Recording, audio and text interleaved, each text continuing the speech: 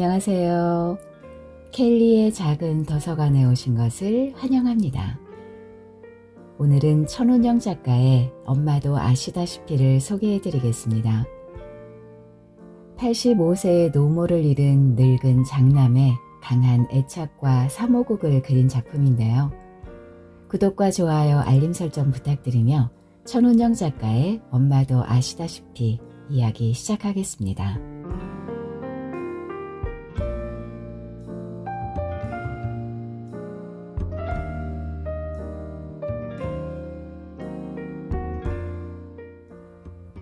고요했다. 밤사이 뭔가 살짝 다녀간 느낌이었다. 그는 노모의 얼굴을 내려다보며 최근에 무슨 기미가 있었는지 헤아려 보았다. 노인만의 예감으로 어떤 차비를 하지는 않았는지, 특이할 만한 행동이나 언급은 없었는지. 없었다. 여느 날과 다르지 않았다. 그가 숨을 쉬는 공기와도 같이. 숨 쉴 때마다 조바심을 내며 산소의 함량을 측정할 필요가 없는 바와 같이 어떤 의심도 불안도 끼어들지 않는 밤이었다. 바람결에 라일락 향기가 묻어오는 봄밤이었다는 것뿐. 밤의 기운이 채 가시지 않아 방안이 서늘했다. 그는 노모의 이마에 손을 얹었다. 그리고 자신의 이마에도 손을 얹었다. 이마를 짚어 체온을 재려는 사람처럼 자신의 이마와 노모의 이마를 번갈아 짚었다.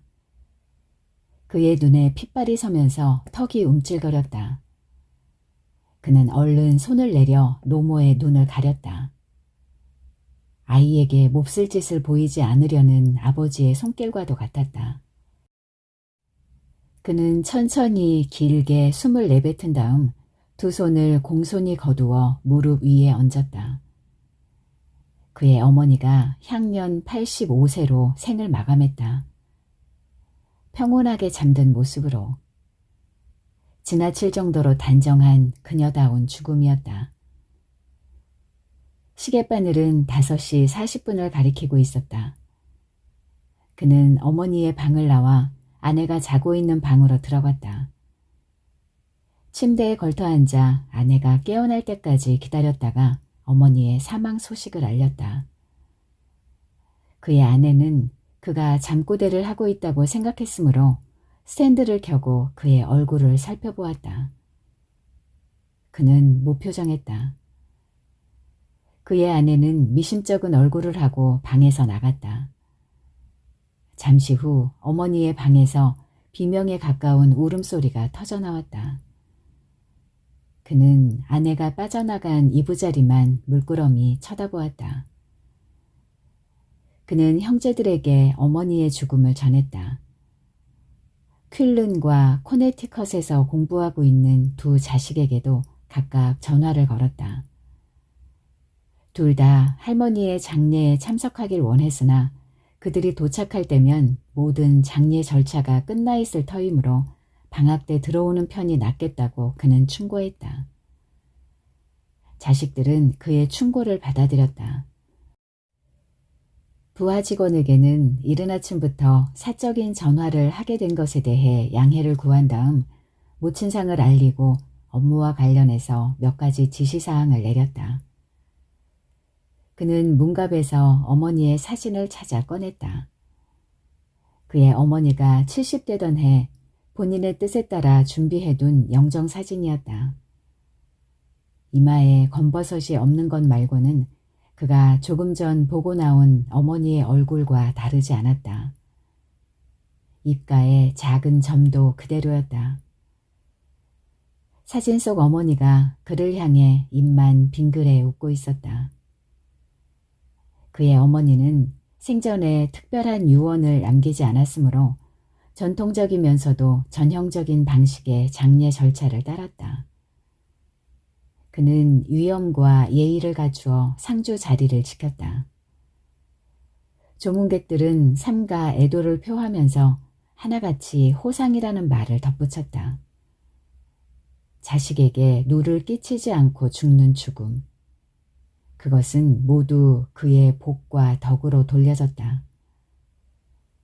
장례식은 적당히 엄숙했고 적당히 번잡했다. 회사 상조회에서 사소한 부분까지 세심히 챙겼으므로 그가 신경 쓸 일은 거의 없었다. 장례식과 관련해서 어떤 분란이나 어긋남도 일어나지 않았다. 장례식 일체의 비용은 장남인 그가 부담했고 조의금은 유명무실하지만 합리적으로 국가가 정한 법에 따라 형제들이 똑같이 나눴다. 그의 형제들은 장남의 말에 순종하며 자라왔으므로 조의금은 대부분 그와 연관된 사람들에게서 나온 것이었으므로 토를 달 이유도 없었다. 어머니의 유품은 그의 아내가 정리했다. 사무제를 지낸 다음 날이었다. 어머니는 건박하고 깔끔한 생활을 해온 터라 손댈 것은 많지 않았다. 가구나 보료 등은 그대로 놔두었다. 어머니의 유품은 상자 2개로 충분했다. 하지만 그의 아내는 노모의 물건들을 하나하나 쓰다듬고 끌어안고 매만지느라 그것들을 종이에 쌌다 풀었다가 다시 싸기를 반복하느라 상자 2개를 채워 넣기까지 꼬박 하루를 소비했다. 그의 아내는 상자 2개를 버리지 않고 그대로 장롱 속에 넣어두었다. 유품 정리를 마친 그의 아내는 장롱문에 기대 앉아 소리 없이 눈물을 흘렸다. 울고 싶은 일이 생길 때면 달려가 기대던 어머니의 어깨 대신 딱딱한 장롱문이 아내의 눈물을 받아내고 있었다. 그는 아무것도 손대지 않았다. 아내가 들어앉은 방 안을 슬쩍 쳐다보고는 그가 관여할 일이 아니라는 듯 가만히 돌아섰다. 그의 눈에는 아내가 부엌에서 냉장고나 싱크대를 정리하고 있는 것처럼 보였다. 아내가 유품을 정리하는 동안 그는 심사숙고해서 조문 답례문을 작성했다. 방명록과 조의금 봉투를 확인한 후 직접 쓴 답례 편지를 보냈다. 전화를 걸어야 할 곳은 따로 챙겼다. 그 일을 하는데 꼬박 사흘을 할애했다. 어머니의 죽음과 관련된 각종 서류 절차와 은행 업무들을 마치고 나자 그가 낸 열흘간의 휴가가 마침내 끝났다. 어머니의 죽음과 관련해 그가 해야 할 일은 더 이상 없었다. 마당에 라일락이 지고 담장에 넝쿨장미가 피었다. 그는 지난 30여 년간 그래왔던 것처럼 새벽 5시에 일어나 머리맡에 놓인 물을 한 잔 마시면서 하루를 시작했다. 어머니의 방으로 들어가 잠시 앉아있다가 나와서 출근 준비를 하고 구두 주걱을 사용해 구두를 신은 다음 집을 나섰다. 잘 정돈된 주택가 골목을 산책하듯 걸어 내려가 버스를 타고 회사에 도착하면 7시 반. 차 한 잔을 타서 책상 앞에 앉아 전날 책갈피를 끼워둔 책을 펼치면 업무 시간이 시작되기 5분 전까지 그 자세를 유지했다. 지나치게 단정한 그다운 일상이었다. 하지만 그는 왜 늘 그 자리에 있던 구두 주걱이 어느 날 갑자기 보이지 않았는지, 그것이 어떻게 버스 정류장까지 가서 쓰레기통에 처박혀 있는지 알 수가 없었다. 그가 읽고 있는 문장이 왜 전에 읽었던 것도 같고 전혀 아닌 것도 같은지, 봄이 가고 여름이 오도록 왜 한 권의 책을 다 끝내지 못하고 있는지 이해할 수가 없었다. 그는 책장을 덮고 그가 검토해야 할 매일매일의 서류에 코를 박은 채 석연치 않은 점을 지적하고 오류를 잡아내는데 온 힘을 기울였다. 그는 시장길을 느끼며 시계를 올려다보았다. 점심시간에서 10분이 지나 있었다. 그는 일정표를 펼치고 혹시 놓친 약속은 없는지 확인했다. 실내화를 벗고 구두로 갈아 신은 다음 외투를 걸쳐 입고 사무실을 나섰다. 엘리베이터를 타고 19층을 내려가 회전문을 통과해 건물 밖으로 나왔다. 왕복 12차선 도로 횡단보도에 서서 신호를 기다렸다. 햇빛이 강렬했다. 겨드랑이와 목덜미에 금세 땀이 배었다. 양복 윗도리를 벗어들려고 팔을 빼내려는 순간 신호가 바뀌었고 그는 사람들에 밀려 연석에서 내려섰다. 다시 옷을 단정히 하고 걸음을 옮겼다. 그는 자신의 의지로 걷고 있는 것이 아니라 사람들의 속도에 밀려 옮겨지고 있는 듯 했다. 그는 세 군데 식당에서 허탕을 치고 난 다음 뼈다귀 해장국집에서 합석을 조건으로 자리를 잡을 수 있었다.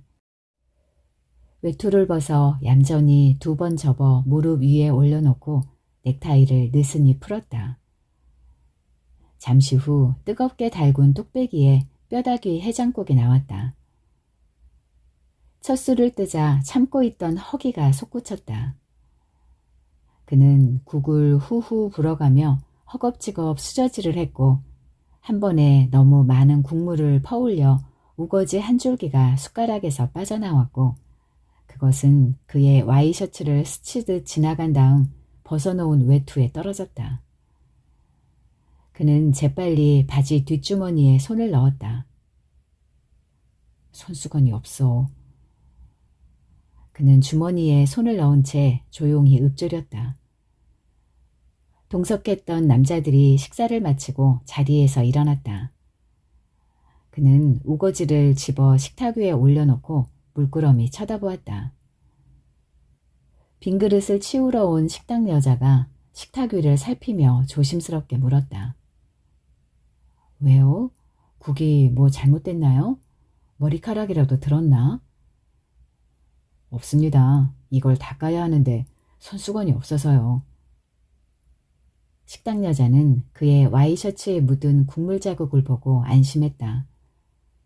뭔가 흘린 티가 나긴 했지만 시뻘건 국물은 아니어서 아주 흉할 정도는 아니었다. 뭐가 문제랍니까? 식당 여자는 쟁반을 내려놓고 손에 들고 있던 물행주로 그의 와이셔츠를 비볐다. 자, 봐요. 이제 깨끗해졌죠? 손수건을 잊지 말라고 그랬는데. 그는 가슴팍을 내려다보며 낮게 읊조렸다. 와이셔츠에는 물자국이 넓게 번져 있었다. 그는 다시 주머니에 손을 넣고 손수건을 찾아보았다. 손수건은 역시나 없었다.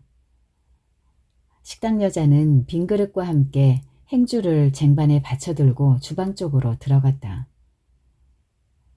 손수건은 항상 엄마가 챙겨줬는데 손수건은 매일 아침 어머니가 그의 양복 뒷주머니에 넣어주었다. 서랍장에서 하나 꺼내주는 것이 아니라 저녁에 빨아 새벽에 달인 따끈따끈한 손수건이었다. 그것은 그가 가슴에 손수건을 매달고 초등학교에 입학한 순간부터 계속되어 온 어머니의 배웅 방식이었다. 포옹처럼 따끈한 손수건은 이제 없다. 그는 다시 주머니에 손을 넣었다. 손수건이 그곳에 없다는 걸 알면서도 자꾸 뒤졌다. 자, 또 흘리지 말고 이거 하고 드세요. 식당 여자가 첫 뭉치를 의자 위에 툭 던졌다. 소주회사 로고가 새겨진 빨간색 앞치마였다. 그는 앞치마를 빤히 쳐다보았다. 앞치마는 손수건처럼 반듯하게 접혀 있었다. 다들 하는 거니까 괜찮아요. 둘러요. 옆 테이블에 빈 그릇을 치우던 식당 여자가 앞치마로 눈길을 주며 말을 했다. 그는 앞치마를 펼치고 목에 둘렀다. 식당 여자가 한 발짝 물러서며 매우 흡족한 듯 고개를 끄덕이며 벙긋벙긋 웃었다. 그는 식당 여자의 미소에 치근함이 담겨있는 것 같다고 생각했다. 식당 여자는 처음부터 알고 있었는지도 몰랐다. 그가 어머니를 잃은 남자라는 사실을. 그래서 다른 손님들에게 양해까지 구해가며 자리를 만들어 주었을 것이다. 그래서 어머니의 손수건 대신 식당 여자의 행주를 그리고 앞치마를 그에게 주었을 것이다. 그는 확인하듯 식당 여자에게 물었다. 저 불쌍해 보여요? 앞치마 갖고 뭘요? 편하게 먹으면 되지. 마음 놓고 드셔. 식당 여자는 뚝배기를 그쪽으로 슬쩍 밀어주었다. 어머니를 잃은 남자를 위한 식당 여자의 배려였다. 그는 주위를 둘러보았다. 건너편에 앉은 은행원 복장의 젊은 여자가 그를 향해 안쓰러운 표정을 지어 보이고는 옆에 앉은 여자에게 귓속말을 했다. 어머니를 잃은 사람의 몸에서는 특별한 채취가 풍겨져 나오는지도 몰랐다. 어머니를 잃은 사람의 얼굴 어딘가에 특별한 표식 같은 게 생기는 것인지도. 모두들 알고 있었다. 그가 어머니를 잃은 사람이라는 사실을. 그만 모르고 있었다. 엄마가 없어, 난. 그는 고개를 끄덕끄덕 흔들었다. 그리고 말했다. 고아야. 그는 해서는 안 될 말을 한 사람처럼 깜짝 놀랐다. 그래서 그 말을 꿀꺽 삼켰다. 그는 풍선을 삼킨 듯 했다. 그는 삼킨 풍선이 다시 입 밖으로 떠오르지 않도록 손으로 입을 틀어막았다. 그것은 복부 아래쪽까지 쑥 내려갔다. 그리고 펑 터졌다. 터지면서 부서졌다. 수많은 고와 알갱이들이 목구멍을 향해 치솟아 올라왔다. 그는 이를 악물고 목젖을 닫았다. 입을 막고 막은 손을 다른 손으로 한 번 더 막아 세웠다. 그가 버티면 버틸수록 그것은 더 광포한 힘으로 들썩거리며 그를 몰아세웠다. 그 말이 그의 목젖을 후려쳤다. 그 말이 그의 입술을 벌렸다. 그 말이 그의 두 손을 밀쳐냈다. 그리고 용암처럼 분출했다. 파핫 폭죽을 쏘아 올렸다. 삼킨 그 말이 울음을 터뜨렸다. 고아가 터뜨린 폭죽. 식당 안에 있던 사람들의 시선이 일제히 한 곳으로 모였다. 빨간 앞치마를 두른 채 뼈다귀 해장국 앞에서 울음 폭죽을 터뜨린 남자에게로. 사람들은 불안한 눈빛으로 그를 쳐다보았다. 식당 여자는 그가 잃어버린 손수건이 꽤나 값나가는 물건이었거나 특별한 추억이 있는 물건이었나 보다 하고 주방 여자에게 아는 체를 했다. 그렇다고 목 놓아 울 것까지는 없을 텐데. 식당 여자는 혀를 끌끌 차며 고개를 돌렸다. 뚝배기 안으로 콧물이 뚝뚝 떨어졌다. 그는 빨간 앞치마를 수건처럼 얼굴에 덮어 썼다. 그가 숨을 들이쉴 때마다 빨간 앞치마가 들썩거리며 물기를 머금었다. 식사를 마친 사람들이 하나둘 식당을 빠져나가기 시작했다. 점심시간이 지난 조용한 식당 안에 그의 울음소리만 기괴하게 흘렀다. 그는 잠시 눈물을 멈추고 자리에서 일어났다. 지갑에서 10,000원짜리 지폐 한 장을 꺼내 식당 여자에게 두 손으로 건네주었다. 그러고는 허리를 굽혀 인사를 했다. 고맙습니다. 이렇게 신경을 써주셔서 정말 감사합니다. 그는 거스름돈도 받지 않고 연신 고개를 주걱거리며 식당 문을 나섰다. 식당 여자는 그에게 앞치마는 벗고 가라고 말하려다 그만두었다. 오후에 강렬한 햇살이 그의 정수리에 내리꽂혔다. 그는 빨간 앞치마를 두른 채 길을 걸었다. 턱받이를 한 아이처럼 식당 여자가 그에게 준 빨간 앞치마를 무릎으로 툭툭 치면서 걸었다. 어머니를 잃은 자식의 표식을 매달고 그는 후미진 골목 끝으로 들어가 몸을 숨겼다. 그리고 울었다. 울고 울고 또 울었다. 한 번 터진 고아의 폭죽은 쉬지 않고 펑펑 불꽃을 쏘아 올리고 있었다. 그는 주먹으로 눈을 훔치다가 가슴을 치다가 벽을 치며 울었다. 어미를 잃은 늑대 새끼처럼 고개를 쳐들고 우우 울었다. 그러다 갑자기 울음을 멈추었다. 그는 붉게 충혈된 눈으로 주위를 둘러보았다. 유령을 본 듯 황망한 표정이었다. 그는 무슨 소리를 들은 것 같았다. 목소리, 어떤 목소리. 그는 고개를 가로저었다. 그리고 더 크게 울었다. 목젖을 찢어버릴 것처럼 울었다. 그러자 그 어떤 목소리가 그의 귀에 더 크게 들렸다.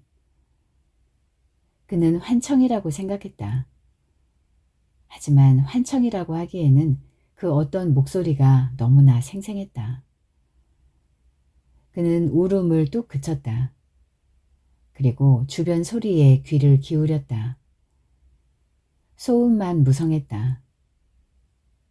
그가 들었던 그 어떤 목소리는 더 이상 들리지 않았다. 소리에 미세한 여운도 남아있지 않았다.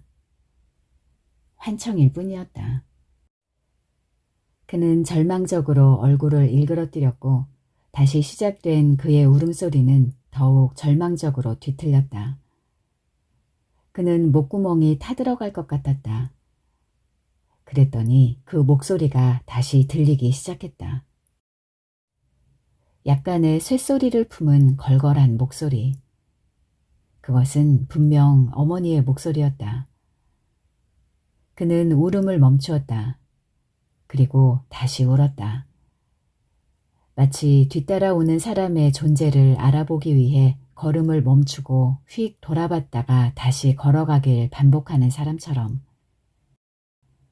그는 울음소리를 냈다가 멈추기를 반복해 보았다. 울었다가 그쳤다가 걷다가 뒤돌아봤다가 그가 울면 어머니도 울었다. 그가 울음을 멈추면 어머니도 울음을 멈추었다. 그는 깨달았다. 뒤따라오는 것이 자신의 그림자였다는 것을. 환청처럼 들리던 어머니 목소리가 바로 자신의 울음소리였다는 것을. 울어서 쉰 목소리가 생전에 어머니 목소리를 담게 되었다는 것을. 그녀의 걸걸한 목소리는 병으로 얻은 것이 아니었다. 늙어서 변한 것도 아니었다. 그녀의 목소리는 타고난 것이었다. 그녀의 첫 울음소리는 우렁차다기보다 시끄러웠다. 그녀의 울음소리를 두고 그녀의 조부는 곧 숨이 넘어갈 노인의 목소리라고 했고 그녀의 조모는 금이 간 무쇠 소뚜껑으로 시멘트 바닥을 긁는 소리라고 했다. 경운기 시동 거는 소리라고 말한 사람은 그녀의 아버지였다. 사람들의 표현은 각기 달랐지만 그녀의 목소리에 눈살을 찌푸리는 반응은 한결같았다. 그녀는 타고난 명석함으로 누구보다 빨리 언어를 습득했으나 그만큼 빨리 말을 아끼는 법도 배워야 했다. 그녀는 나이를 한 살 더 먹을 때마다 말을 한마디 더 줄이면서 더 많은 말을 할 수 있는 법을 터득해갔다. 소리내어 웃지 않지만 환한 얼굴로 기뻐하는 법. 소리내어 화내지 않지만 눈빛으로 엄중하게 경고하는 법. 노인의 음성에다 생생한 아이의 눈빛을 담는 법을 배웠다. 그녀는 말을 해야 할 순간에 대해 신중을 기했으며 안에서 충분히 정제되어 나온 말을 최대한 천천히 내뱉었다. 그렇게 내뱉은 말은 못에 소뚜껑을 얹어 뜸을 들인 밥처럼 찰지고 윤기가 흘렀다. 그녀의 말 한마디 한마디는 그래서 충분히 효과적이었고 절대적이었다. 그녀는 그렇게 단단해져 갔다. 그녀가 가진 단단함이 목소리처럼 타고난 것이었는지 아니면 목소리의 결점 때문에 생긴 훈련의 결과였는지는 알 수 없었다. 어쨌든 그렇게 안으로 쌓인 단단함은 목소리의 결점까지도 지울 수 있을 만큼 강렬했다. 그리하여 그녀의 걸걸한 목소리가 들려주는 말들이 온기에서 잘 익은 국간장 맛이 난다고 말한 사람은 그녀의 목소리를 두고 경운기 시동 거는 소리라고 했던 그녀의 아버지였다. 독은 거칠고 질박했지만 그 독 속에 든 장맛은 깊고 은근하게 달았다. 그는 그녀의 목소리가 가르쳐주는 단어들을 들으면서 세상의 사물을 익혔다. 그가 처음 발음한 단어는 대부분의 아이가 그렇듯이 엄마였다.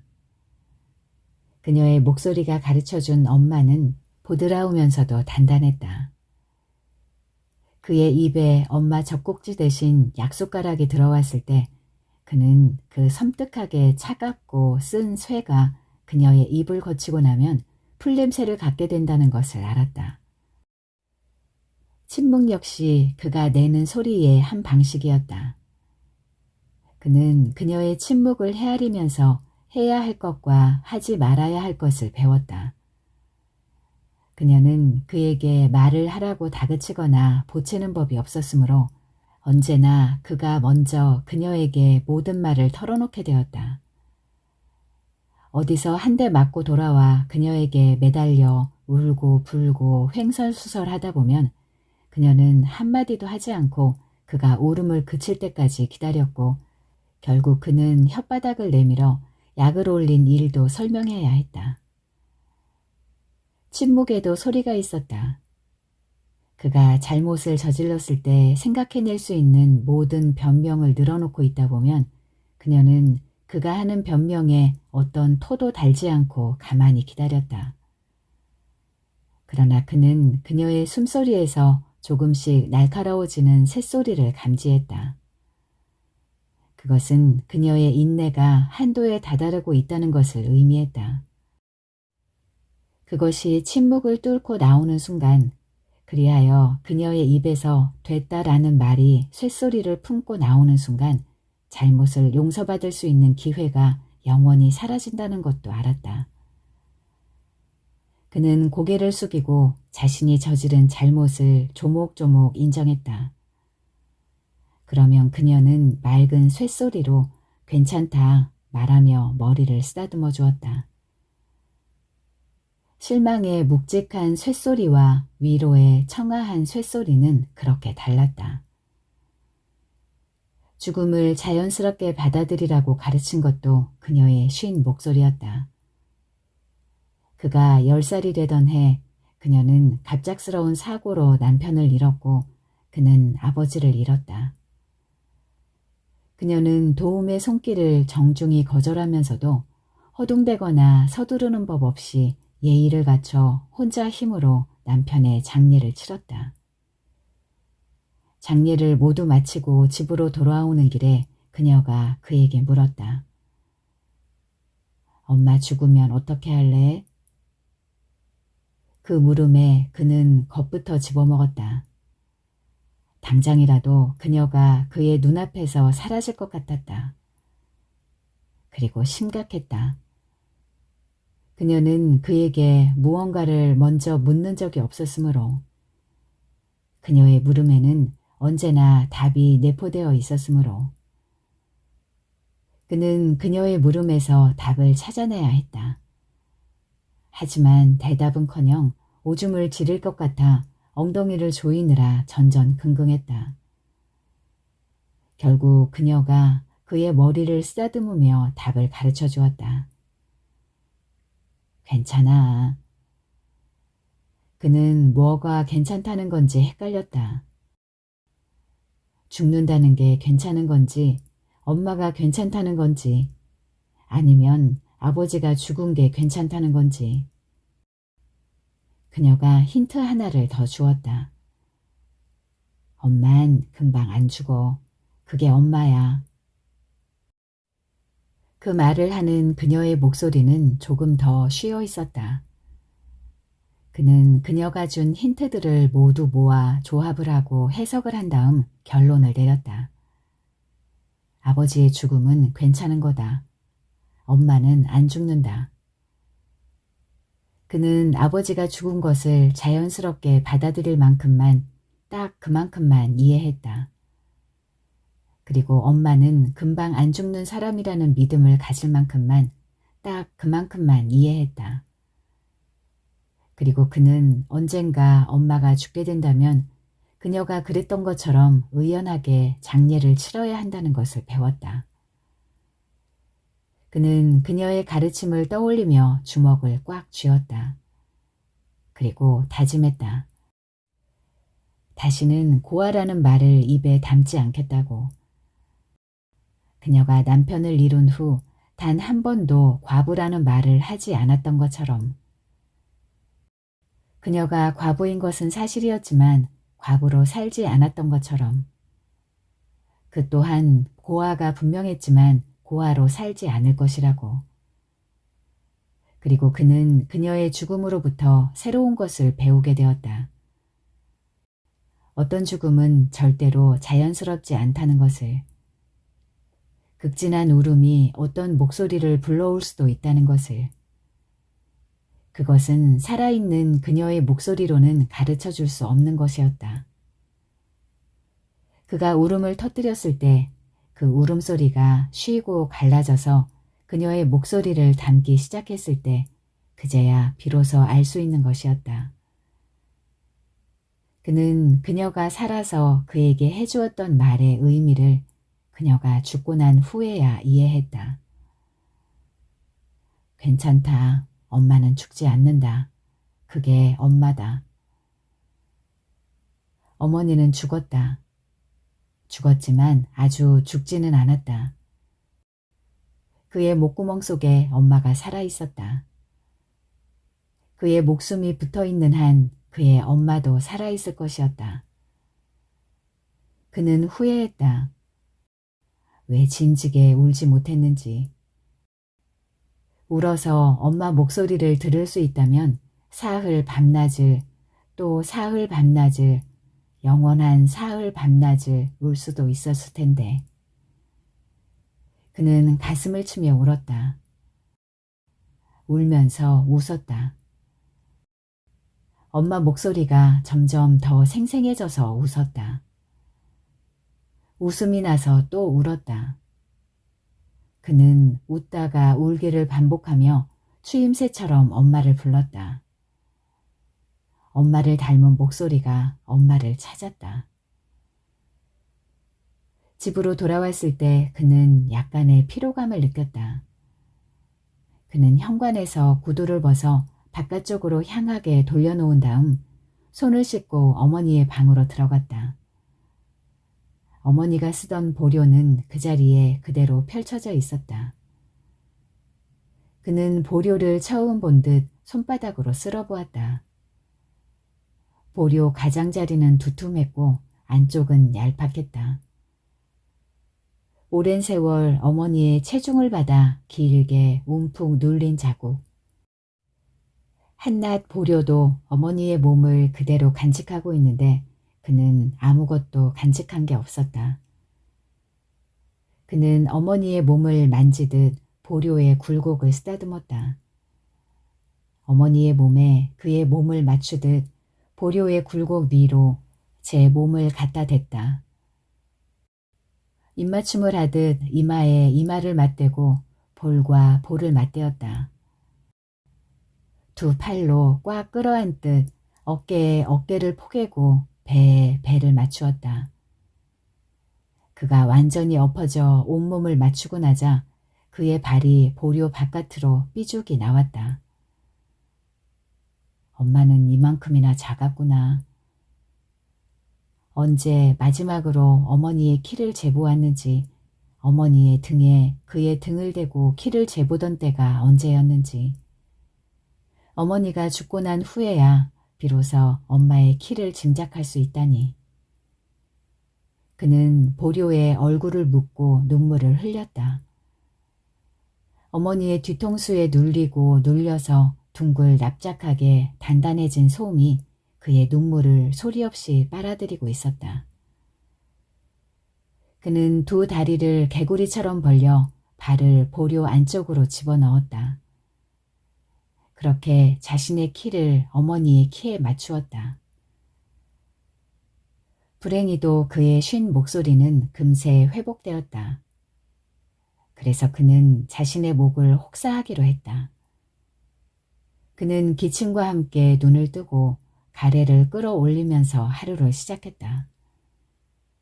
방문을 열고 닫을 때마다 크르르 칵 한 번씩 목젖을 긁어주는 습관을 들였다. 버스 정류장에 도착하면 입을 크게 벌리고 배기가스를 들이마셔 물기를 모두 말린 다음 뱃속에서부터 올려낸 마른 가래를 뱉어냈다. 지금까지 살면서 길바닥에 가래를 뱉어본 적이 없었던 그는 처음에는 걸음을 멈추고 쓰레기통을 찾아 두리번거리곤 했지만 점차 걸으면서도 능숙하게 침과 가래를 뱉어낼 수 있는 사람이 되었다. 그는 그의 목구멍에만 집중하고 그의 목구멍만을 위해 온 힘을 쏟기 시작했다. 오로지 자신의 목구멍에서 올라오는 소리만이 그의 관심사였다. 톤과 강도를 달리해가며 소리를 가늠하면서 엄마 목소리를 되살리려 애를 썼다. 그러다 보니 엄마 목소리가 헷갈리기 시작했다. 쇳소리에 더 가까웠는지 천둥소리에 더 가까웠는지 묵직했는지 둔탁했는지 날카로웠는지 머릿속에서는 분명히 기억하고 있다고 생각했는데 그의 목에서 꺼내볼라 치면 그릉그릉 가래 끓는 소리만 흘러나왔다. 답답하고 신경질적인 걸걸함. 그것은 결코 엄마 목소리가 아니었다. 그는 마음이 급했다. 귓가에 쟁쟁했던 엄마 목소리를 어서 그의 목구멍으로 옮겨와야 했다. 그는 목소리를 혹사하는 것만으로는 엄마 목소리를 닮을 수 없다는 사실을 깨달았다. 그에게는 울 곳이 필요했다. 누구의 눈치도 보지 않고 마음껏 울 수 있는 곳. 울어서 쉰 목소리를 만들 수 있는 곳. 그는 바로 그곳을 찾아냈다. 그가 지하 노래 연습장 문을 열고 들어갔을 때 카운터에서 뻥튀기 옥수수를 먹고 있던 주인 여자는 오랜 경험으로 그에게 필요한 것이 무엇인지 단번에 알아차렸다. 주인 여자는 옥수수 껍질을 입술에 붙인 채 그에게 물었다. 도움이 필요하세요? 그는 말없이 고개를 가로저었다. 주인 여자는 알아모시겠다는 투로 입을 삐죽거리며 1시간에 15,000원 선불이요. 라고 싸늘하게 말했다. 그리고 그를 카운터에서 가장 가까운 방으로 안내했다. 뭔가 수상쩍은 짓을 하면 바로 망신을 주리라고 생각하면서 문 옆에 몸을 숨기고 유리창 틈을 통해 안쪽을 살폈다.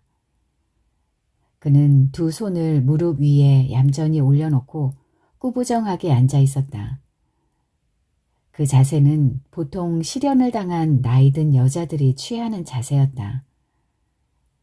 그렇게 좀 앉아있다가 울음을 터뜨리고 눈물 콧물 다 흘리며 미친 듯이 노래를 부르고 그렇게 도끼를 다 빼고 난 다음 다시 그 자세로 멍하니 앉아있기까지 그에게는 1시간으로 모자랄 듯 했다.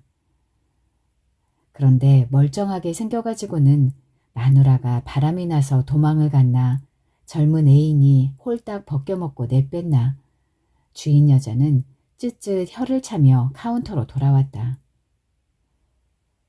운다고 떠난 여자가 돌아오겠냐. 주인 여자는 뻥튀기 옥수수 하나를 입안에 톡 던져 넣으며 누구에게랄 것도 없이 말했다. 그때 새로운 손님들이 문을 열고 들어왔고 주인 여자는 그에 대한 관심을 접었다. 그는 울 준비가 되어 있었다. 그런데 이상하게도 눈물이 나오지 않았다. 그는 눈물을 재촉했다. 울어야 해, 울어야 해. 극진하게 울어야 해. 그는 심장을 압박했다. 슬퍼야 해. 어머니가 돌아가셨잖아. 엄마 목소리가 사라지기 전에 다시 살려내야 해. 그는 기억을 쥐어짰다. 엄마 목소리가 들렸을 때 어떻게 울고 있었지? 으엉으엉이었나, 으헝으헝이었나, 아이고 아이고였나. 그는 이토록 빨리 눈물이 마를 수 있다는 사실이 놀라웠다. 그래서 슬펐다. 슬퍼서 눈물이 찔끔 났다. 노래방 주인 여자가 문을 열고 고개를 내밀었다. 아저씨, 노래방 와서 노래는 안 부르고 뭐해요? 시간 다 됐는데. 30분 서비스 줄 테니 노래하세요. 네? 울려고 왔는데 노래를 부르라니. 어머니를 잃은 사람에게 노래를 부르라 하다니. 어머니를 잃은 자식의 슬픈 표식이 벌써 사라진 걸까? 그는 눈물 한 방울을 매달고 노래방 주인 여자를 쳐다보았다.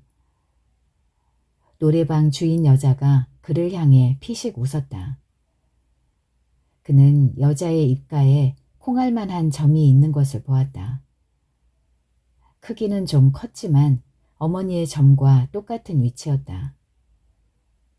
그는 그것이 무슨 신호인 듯 여겨졌다. 저 세상에 있는 엄마는 혹시 그에게 하고 싶은 말이 있어서 이 세상의 여자들을 통해 어떤 신호를 보내고 있는 것은 아닐까. 울지 말고 노래하라. 노래할 시간이 되었다. 눈물을 멈추고 노래를 시작하라. 그는 자리에서 벌떡 일어나 노래방 주인 여자의 손을 덥석 잡아 쥐었다. 고맙습니다. 노래할게요. 네, 이제부터 노래할게요. 어머니가 좋아하는 노래를 알게 된 것은 그가 고등학생 때였다. 그는 길에서 우연히 그녀를 보았다. 그녀를 불러 세우려고 했지만 그의 목소리를 듣지 못한 그녀가 길을 계속 가는 바람에 얼떨결에 그녀의 뒤를 밟는 셈이 되었다. 그녀는 안이 환히 보이는 빵집으로 들어가 자리를 잡고 앉았다.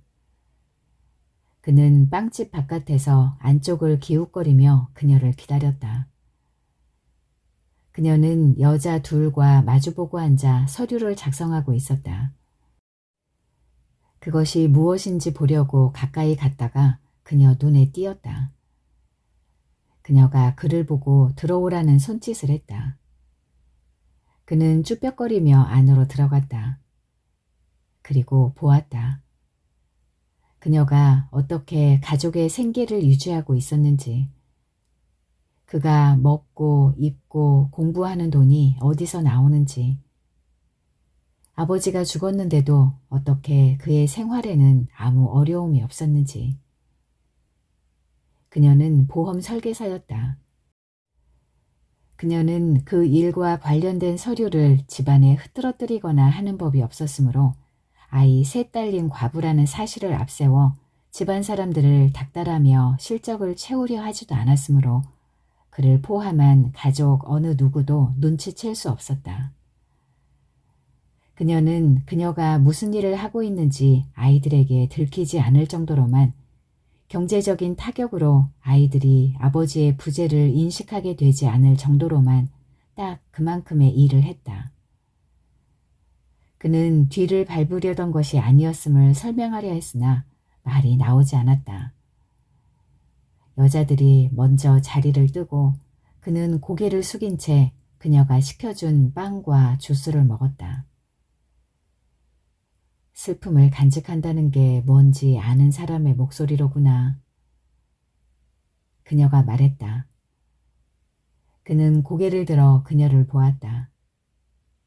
그녀는 눈을 지그시 감고 있었다. 그제야 그의 귀에 음악 소리가 들렸다.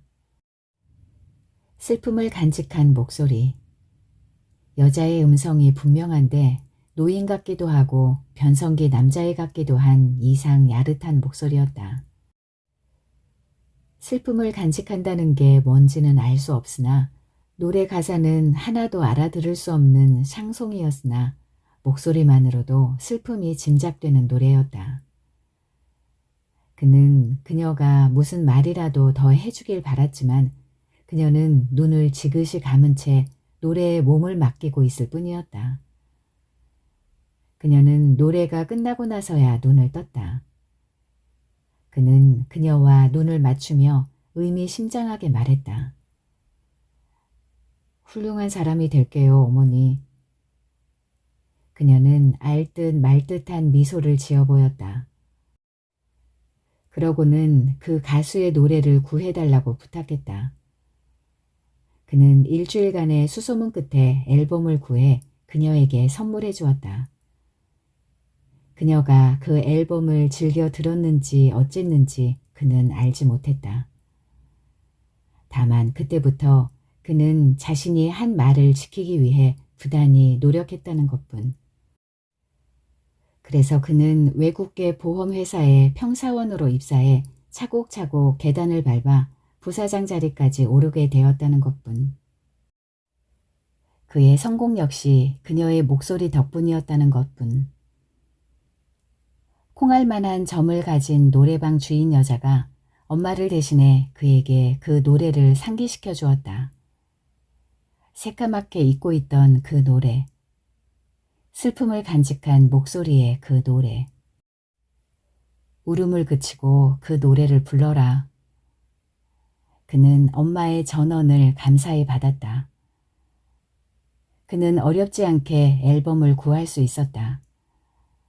그 노래를 부른 늙은 여가수의 일대기가 마침 영화로 상영되었고 영화와 함께 사운드 트랙도 발매되었기 때문이었다. 모든 것이 징조고 전갈이었다. 그는 사무실에 들어서자마자 음악부터 튼 다음 차를 내리고 책상에 앉았다. 책을 펼치지는 않았다. 업무 시간이 시작되기 전까지 눈을 감고 그 노래만 집중해서 들었다. 그는 서류를 들여다보다가도 눈을 지그시 감고 슬픈 목소리에 몸을 맡기곤 했다. 그리고 그는 하루도 빼놓지 않고 노래방으로 가서 그 노래를 따라 불렀다. 처음에는 한 소절도 따라하지 못했던 그는 노래를 부르기 시작한 지 2달 만에 가사를 외우게 되었다.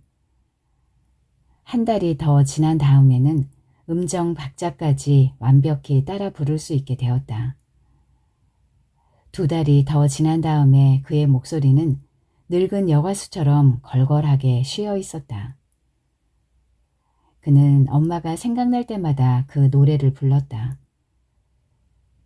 길을 걷다가도 세수를 하다가도 밥을 먹다가도 언제 어디서든 흥얼흥얼 그 노래를 불렀다.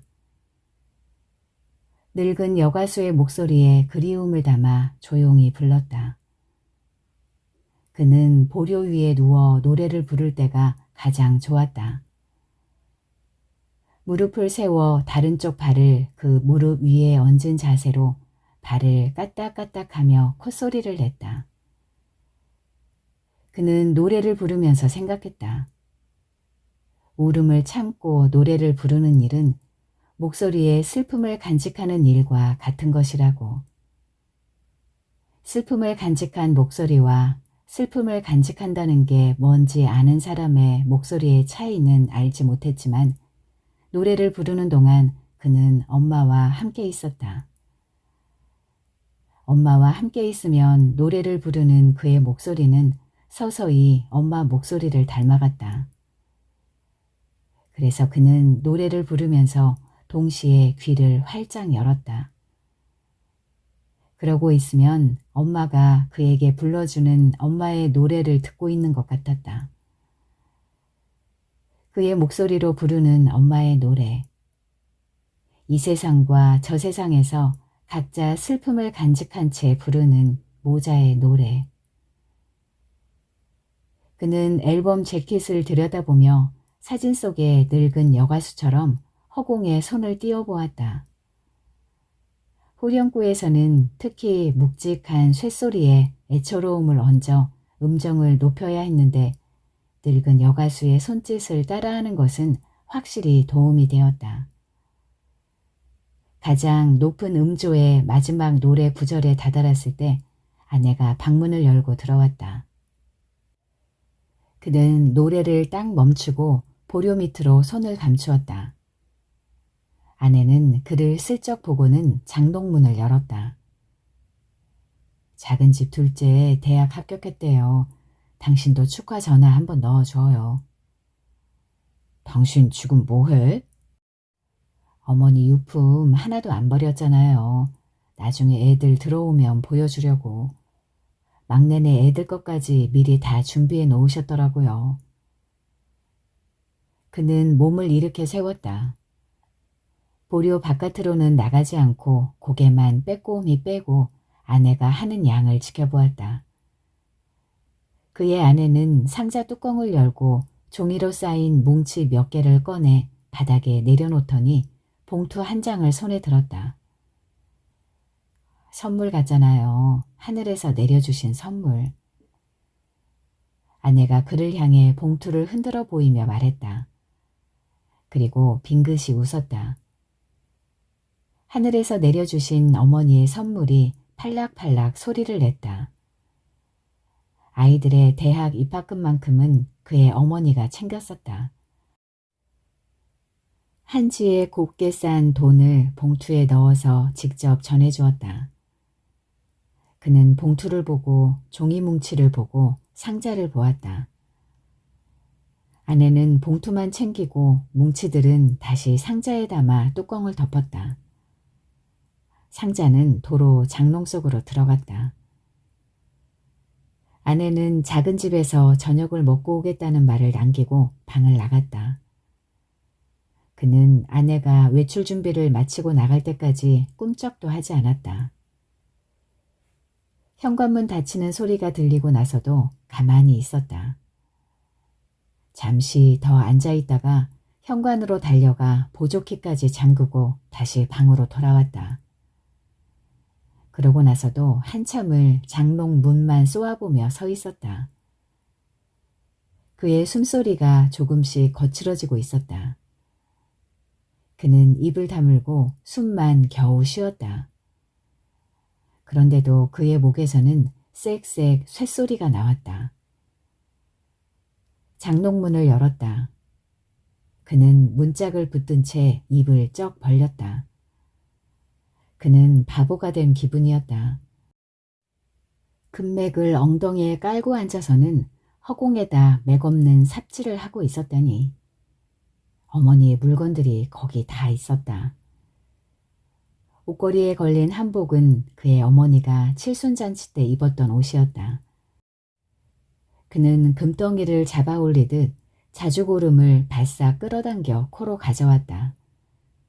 나프탈렌 냄새가 어렴풋했다. 그는 저고리 소매 안으로 손가락을 넣어보았다. 잠시 멈추었다가 팔을 쑥 밀어넣었다. 소매 끝이 그의 팔꿈치를 꽉 잡았다. 팔은 더 이상 들어가지 않았다. 그는 그 상태로 팔을 이리저리 움직여 보았다. 저고리 안쪽 어딘가에 어머니의 살비듬 한 조각이 남아있어 그의 팔뚝으로 옮겨올 것 같았다. 차갑게 닿았다가 뜨겁게 녹아내리는 눈송이처럼. 하늘에서 내려온 선물이었다. 그는 몸을 바르르 떨었다. 엄마가 하늘에서 내려보내준 선물. 팔뚝에 내려앉은 첫 눈송이가 폭설을 예고하고 있었다. 그는 어머니의 한복을 꺼내 입었다. 밑자락으로 발목이 드러나 보이긴 했지만 그런대로 괜찮았다. 어깨끈에 두 팔을 꿰어 넣고 치마끈을 동여맨 다음 저고리 앞섭을 잘 끌어당겨 입고 옷고름을 단정히 묶었다. 그는 오랜 연습으로 어머니의 작은 옷을 망가뜨리지 않고 그의 몸에 맞게 입을 줄 알게 되었다. 그는 겨드랑이를 죄어오는 저고리의 감촉을 마음껏 즐겼다. 그것은 엄마가 두 팔로 그의 몸을 바싹 들어올리는 느낌과도 같았다. 치맛자락 스치는 소리를 내며 걸으면 엄마 품에 안겨 따뜻한 욕조 안으로 함께 들어가는 기분이 들었다. 그때마다 그는 엄마 젖꼭지를 만지작거리며 물장난치는 아이가 되었다.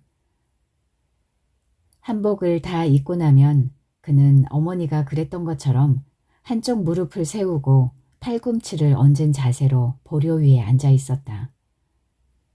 그는 상자 하나를 바싹 끌어왔다. 뚜껑을 열고 종이로 쌓인 뭉치 하나를 꺼냈다. 종이를 펼치자 어머니의 돋보기가 나왔다. 그 다음은 거울이 나왔다. 뭉치에서 종이를 한겨 펼칠 때마다 그의 몸에서 바스락바스락 소리가 났다. 어머니의 머리칼을 빗어내리던 나무빗, 어머니 손길에 입을 여는 동전지갑, 바스락바스락 어머니 손목에 감겨있던 낡은 세이코 손목시계, 어머니의 몸을 기억하고 있는 그 모든 물건들. 그는 어머니의 돋보기를 코에 걸치고 거울에 비춰봤다. 거울 속에 그의 얼굴이 흐릿했다. 돋보기는 어머니의 눈을 밝게 한 만큼 그의 눈을 어둡게 만들었다. 그는 어머니의 돋보기를 걸친 채 흥얼흥얼 노래를 불렀다. 노래를 부르는 그의 눈은 개슴츠레했다. 상자 맨 안쪽에 있던 뭉치에서는 검정색 플라스틱 팔레트가 나왔다. 그것은 그가 스위스 본사에 출장을 다녀오면서 사온 것이었다. 무슨 선물을 사야 할지 몰라 다른 사람이 하는 양을 보고 아내 것과 어머니 것 두 개를 샀던 것을 그는 기억했다. 10가지 색의 아이섀도우와 4가지 색의 립스틱, 몽당 연필만한 펜슬에 마스카라까지. 팔레트를 열어보던 어머니의 얼굴이 화사했던 것도 기억이 났다. 그는 돋보기를 벗어놓고 팔레트를 들여다보았다. 팔레트는 흠집 하나 없이 새것인 상태 그대로였다. 분홍색 립스틱 가장자리로 조심스러운 붓자국이 남아있을 뿐이었다. 어머니는 딱 한 번 립스틱을 발라보았던 모양이었다. 그는 붓자국이 난 부분을 약지로 살짝 찍어보았다. 전류가 흐르듯 손가락 끝이 저릿저릿해졌다. 그는 손가락을 자신의 입술로 가져갔다. 전류는 그의 입술에도 전달되었다. 그는 그것을 어떤 신호로 받아들였다. 어머니의 입술을 간직하고 있던 분홍색 립스틱이 그에게 보내는 신호. 엄마가 미리 알고 준비해 놓은 어떤 전갈. 그의 입술이 그 신호를 받아들였다. 그는 립스틱을 바르는 엄마를 상상했다. 하고 입을 벌리고 조심스럽게 붓짓을 하고 입술을 부벼 넓게 펴바르고 다시 하고 거울을 들여다보고 목구멍이 간질간질했다. 공기방울 같은 것이 목구멍을 뚫고 나올 것만 같았다. 그의 입에서 쇳소리를 품은 웃음소리가 흘러나왔다. 거울 속에서 분홍 입술의 엄마가 흐릿한 얼굴로 입만 빙그레 웃고 있었다. 바람결에 라일락 냄새가 풍겼다. 어머니의 기일이 다가오고 있었다. 그는 출산을 앞둔 산모처럼 차곡차곡 준비했다. 아내와 함께 수산시장에 가서 어머니가 즐겨 먹던 민어를 일찌감치 사다 말렸고 제기도 꺼내 미리미리 닦아두었다. 코네티컷과 퀼른에 있는 두 자식에게는 할머니의 기일에 맞춰 올 수 있도록 비행기표를 보냈다. 형제들과 형제들의 자식들까지 모두 어머니의 첫 제사에 빠지지 말고 참석할 것을 당부했다. 그가 원했던 대로 모든 식구들이 그의 집에 다 모였다. 집안에는 전 부치는 기름 냄새와 온갖 음식 냄새가 넘쳐났고 오랜만에 모인 사촌들은 서로의 근황을 알려주며 즐거워했다. 가끔 어머니의 영정사진을 보며 코를 훌쩍이는 이도 있었으나 분위기는 대체로 화기애애했다. 음식 준비가 모두 끝나고 그의 동생들이 여자들에게 음식을 받아 나르기 시작했다. 과일이 왼쪽이에요, 오른쪽이에요? 어머니가 안 계시니까 어디가 어딘지 헷갈리네. 할머니 사진 우리도 하나씩 가지면 안 돼요? 이따 제사 지내고 줄게. 그렇잖아도 이따 어머니 유품들 보여주려고 했어. 저건 다 언제 사다 말리셨대요? 어머니 민어 진짜 좋아하셨는데. 저도 대학 입학하면 할머니 봉투 받을 수 있어요? 공부나 열심히 하셔. 봉투 받을 생각만 하지 말고. 식구들은 거실에 마련된 제사상을 둥그렇게 둘러싸고 저마다 한마디씩 하며 웃고 떠들었다. 그는 제사상 위에 나란히 놓인 2개의 영정사진을 묵묵히 바라보고 있었다. 하나는 오래전에 죽은 아버지의 것이고 또 하나는 여전히 살아있는 엄마의 것이었다. 그는 그것이 한없이 낯설게 느껴졌다. 그 둘은 나란히 놓여서는 안 될 성질의 것 같았다. 그는 목이 메어왔다. 조용히 엄마의 방으로 들어가 문을 잠갔다. 불은 켜지 않았다. 그는 어둠 속에 숨어 울음을 삼켰다. 슬픔을 모으고 눈물을 가뒀다. 그는 슬픔을 간직한 사람의 목소리를 생각했고 그 목소리를 가르쳐준 그의 어머니를 생각했다. 그의 몸속 깊은 곳에서 슬픔이 출렁였다.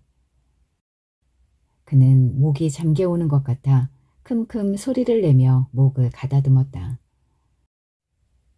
장롱문을 열었다 닫고 상자를 내렸다가 올리고 보료 위에 앉았다 일어나고 그는 어둠 속에서 조용히 움직였다. 형님 어디 계세요? 준비 다 됐어요. 문 밖에서 그의 동생이 그를 부르는 소리가 들려왔다. 그는 더 이상 엄마의 방에 숨어 있을 수 없다는 것을 깨달았다. 때가 되었다. 그는 옷 매무새를 단정히 하고 목을 가다듬었다. 그는 방을 나설 모든 준비를 마쳤다. 방문을 활짝 열었다. 그는 세상의 불빛을 처음 본 양 눈을 질끈 감았다가 떴다. 그리고 문 밖으로 머리부터 내밀었다. 잠시 멈추어 섰다가 문지방을 넘었다. 미끄러지듯 한 번에 어머니의 제사상 앞으로 걸어갔다. 돋보기를 쓴 그의 눈에는 모든 것이 흐릿해 보였다. 그는 초점이 맞지 않는 눈으로 영정사진 속의 엄마와 잠깐 눈을 맞추었다. 그리고 돌아섰다. 어머니를 잃은 모든 자식들을 향해, 어머니의 임종도 보지 못한 손주들을 향해, 그리고 주먹을 쥐고 노래를 부르기 시작했다. 외롭고 외로운 목소리로 우렁차게 불렀다. 어미를 잃은 자식들아 들어라. 그의 목이 잉태한 엄마의 목소리를 들어라. 그의 목소리로 부르는 엄마의 노래를 들어라. 그의 목구멍에서 엄마가 태어나고 있었다. 고고지성을 우렁차게 울리며 세상 밖으로. 그는 온 힘을 다해 목구멍에서 엄마를 끌어올렸다.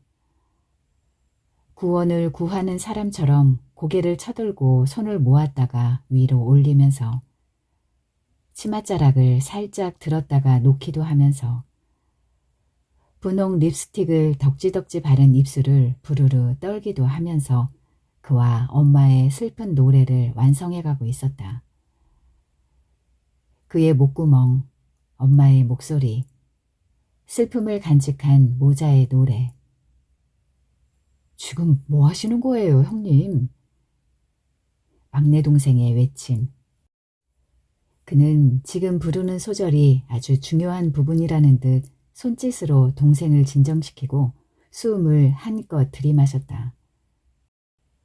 새소리에 가까운 괴이한 목소리가 솟아올랐다. 그는 노래를 멈추지 않았다. 슬프고도 자랑스럽게 불렀다. 왜 그래요, 여보? 아내가 그의 소매자락을 잡아당기며 울먹였다. 그의 슬픈 목소리가 아내를 울게 만들었다고 그는 생각했다. 어느 순간부터 그의 귀에는 엄마의 슬픈 노래를 제외하고는 다른 어떤 소리도 들리지 않았다. 그만해요, 아빠. 제발 그만둬요, 형님. 어머니 제사에 도대체 이게 무슨... 극적인 후렴구가 지나고 노래가 끝났다. 그는 두 손을 가슴에 X자로 얹은 채 고개를 숙였다. 그 상태로 조금 더 있다가 천천히 고개를 들어 주위를 둘러보았다. 흐릿한 돋보기 너머 슬픔으로 가득 찬 눈빛들이 그를 향해 있었다. 무언가를 애도하는 간곡한 눈빛들이었다. 그의 동생은 얼굴을 일그러뜨리고 먼 곳을 보았다. 그의 아내는 자리에 풀썩 주저앉았다. 지금 이러려고 우리 다 불러 모은 거예요? 형님이 어머니를 그리워한다는 건 알겠지만 그래도 이건 아니잖아요. 제발 그 가발이라도 좀 벗어요. 그는 감동의 무대를 마치고 난 늙은 여가수처럼 약간 휘청거렸다. 사진 속의 어머니는 뒤늦게 할 말이 있다는 듯 입만 빙그레 웃고 있었다. 그는 방을 나올 때처럼 미끄러지듯 방으로 들어갔다. 등 뒤에서 문고리를 돌려 엄마의 방문을 닫았다. 출산을 마친 그는 기진맥진이었다. 그는 보료 위에 쓰러지듯 누웠다.